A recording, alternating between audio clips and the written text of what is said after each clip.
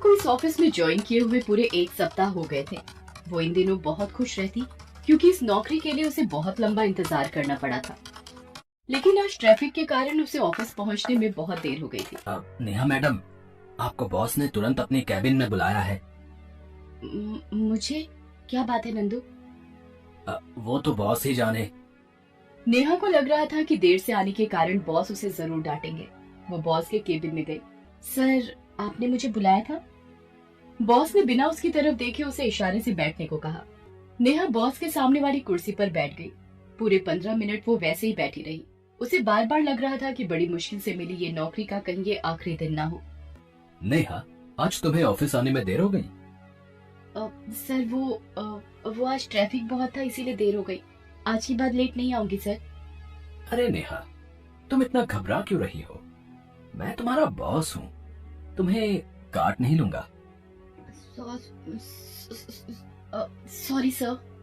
उसके बाद सोम मलिक अपनी कुर्सी से उठा और उसके पास आया और अजीब से अंदाज में उसे घूरते हुए कहा कि तुम इस ड्रेस में काफी हॉट लग रही हो नेहा।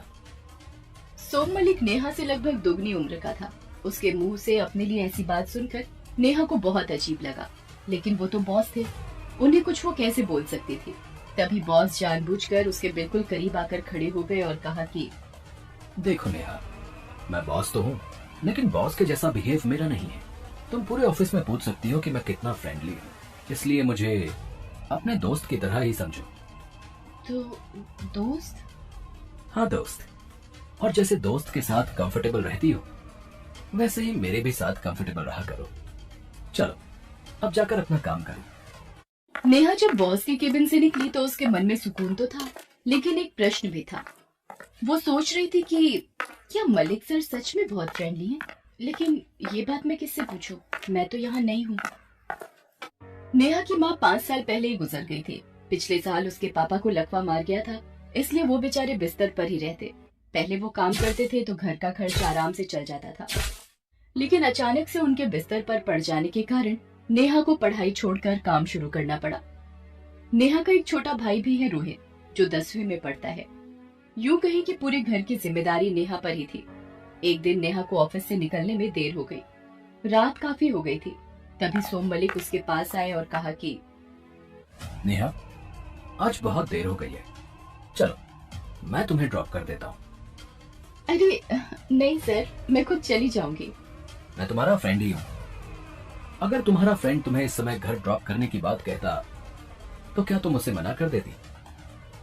उसके बाद तो हर दिन का नियम हो गया। नेहा को इतना काम सौंपा जाता कि उसे ऑफिस से निकलने में देर हो जाती। मलिक उसे उसके घर तक ड्रॉप करने जाता। नेहा के घर वालों को भी वो बहुत ही अच्छा लगा, क्योंकि कौन ऐसा बॉस होता है जो इस तरह अपने एम्प्लॉय का ख्याल रखे। कुछ दिनों बाद मलिक अब नेहा को ऑफिस के बाद रेस्टोरेंट भी ले जाने लगा। नेहा को सब कुछ अटपटा तो लगता, लेकिन वो उसे मना नहीं कर पाती। एक दिन की बात है, मलिक ने नेहा को अपने केबिन में बुलाया और उसे लालची नजरों से देखते हुए उसकी तारीफ करने लगा। नेहा, तुम बहुत ही सुंदर हो, और तुम्हारी सुंदरता को 4 चांद लगाने के लिए मैं कुछ लेकर आया हूँ। उसके बाद उसने एक बहुत ही महंगी हीरे की एक अंगूठी उसे दी। नहीं सर, ये मैं नहीं ले सकती। सोच लो, मुझे कोई मना नहीं करता। लेकिन सर, ये ठीक नहीं लगता। अभी ना तो मेरा बर्थडे है और ना ही कोई ओकेजन जो आप मुझे ये महंगा गिफ्ट दे रहे हैं। सोम मलिक को गिफ्ट देने के लिए किसी ओकेजन की जरूरत नहीं है। ये तो मेरा प्यार है। प्यार? मैं अपने सभी एम्प्लॉयज के साथ बहुत प्यार करता हूँ, इतना तुम सोच भी नहीं सकती।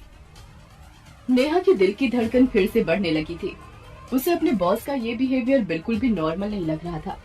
सोम मलिक ने भी उसके चेहरे के भाव को पढ़ लिया था, इसलिए उसने नेहा से कहा, नेहा, रंजना को जानती हो ना तुम? दिव्या को और श्वेता को? जी जी सर, मैं रंजना मैम, दिव्या मैम और श्वेता मैम सभी को जानती हूँ। ये सब तुम्हारी ही तरह ऑफिस असिस्टेंट की तरह यहाँ आई थी। आज देख लो कहाँ है वो। तुम भी उनकी तरह आगे बढ़ना चाहती हो या नहीं? जी सर, आगे तो सभी बढ़ना चाहते हैं। चाहते तो सब हैं, लेकिन सबके पास मेरे जैसा फ्रेंडली बॉस नहीं होता। घर जाना और इसके बारे में सोचना, और हाँ, कल ये वाली अंगूठी पहन कर आना। नेहा के सामने अब सब कुछ साफ था। वो समझ गई थी कि सोम मलिक कैसा आदमी है, लेकिन उसके पास मजबूरी थी। वो नौकरी नहीं छोड़ सकती थी। हाँ, वो एक काम कर सकती थी कि वो बॉस की बात को ना माने। उसने वही किया। उसने अपने सम्मान को चुना। दिन बीतते गए। एक दिन की बात है, सोम मलिक ने उसे अपने केबिन में बुलाया और गुस्से में कहा, नेहा, तुम अपने काम में बिल्कुल भी सीरियस नहीं हो। हर दिन कोई ना कोई गलती तुम्हारे काम में होती है। इस तरह से चलता रहा तो मुझे मजबूरन तुम्हें काम से निकालना पड़ेगा।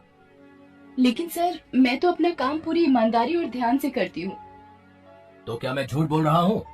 एक तो गलती करती हो और बॉस को झूठा बोलती हो। सर, मैंने आपको झूठा कहाँ कहा? चुप रहो, बकवास बंद करो। और ये अग्रवाल कंस्ट्रक्शन की फाइल शाम तक मेरी टेबल पर चाहिए। नेहा अपने बॉस के केबिन से बाहर निकल गई। उसे समझ में आ गया था कि उसके बॉस को आखिर दिक्कत क्या है, लेकिन उसने भी तय कर लिया था कि चाहे कुछ भी हो जाए वो कोई समझौता नहीं करेगी। उसने शाम तक काम पूरा करके दे दिया। उस दिन जब वो ऑफिस के बाहर निकल रही थी, तभी श्वेता मैम उसके पास एक फाइल लेकर आई। श्वेता मैम, आप? नेहा, बॉस ने कहा है कि ये फाइल कंप्लीट करके घर जाना है। लेकिन मैम, इसे कंप्लीट करने में तो बहुत देर हो जाएगी। वो ये बोल रही थी कि तभी सोम मलिक उसके पास आए और कहा, ठीक है, तुम घर चली जाओ, ये काम कोई और कर लेगा। हाँ, लेकिन कल से तुम्हें आने की जरूरत नहीं है।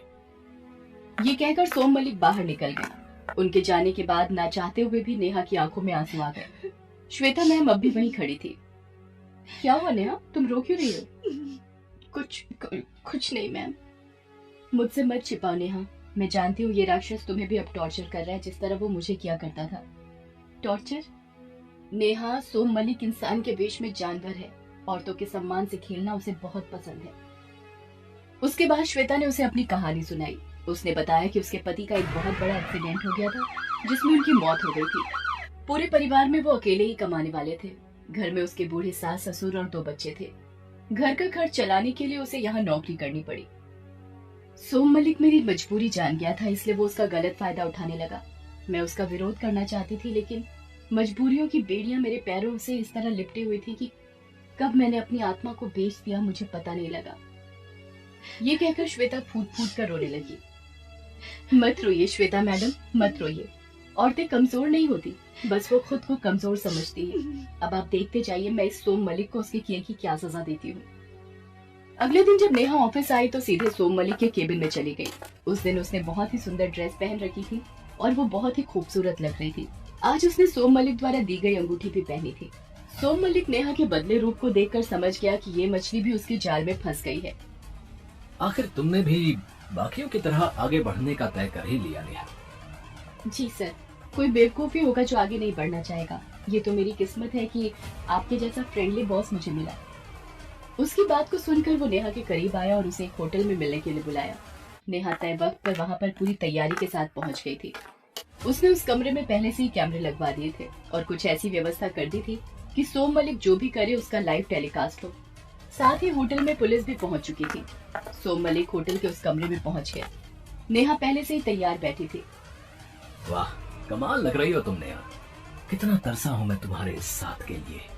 आज से तुम्हारी तरक्की के सारे रास्ते खुल जाएंगे, जैसे श्वेता, रंजना और दिव्या के लिए मैंने खोले थे।